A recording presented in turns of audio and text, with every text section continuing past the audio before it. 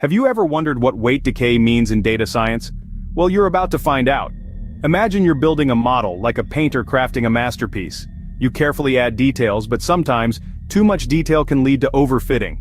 In painting, this might mean your artwork becomes too busy and loses its impact. In data science, overfitting means your model works a little too well on the data it was trained on, but fails to generalize to new unseen data. This is where weight decay comes in.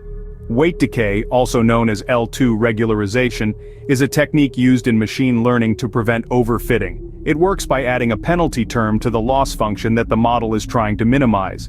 This penalty term is proportional to the size of the model's weights. In simpler terms, it's a way of saying, "Hey model, keep those weights in check, don't get too extreme." The process of weight decay is akin to a careful balancing act. If the weights in the model are too large, the model may overfit to the training data. However, if the weights are too small, the model may underfit and not learn enough from the data. Weight decay pushes the model towards smaller weights, creating a more balanced and generalizable model. So how does weight decay work practically? It starts by adding a parameter, often called Lambda, to the model. This parameter controls the amount of regularization or weight decay.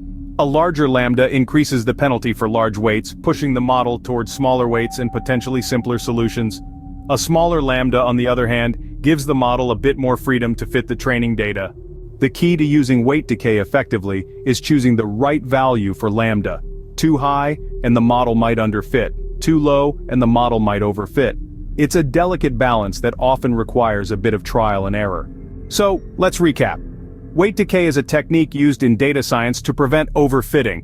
It adds a penalty term to the loss function, pushing the model towards smaller weights.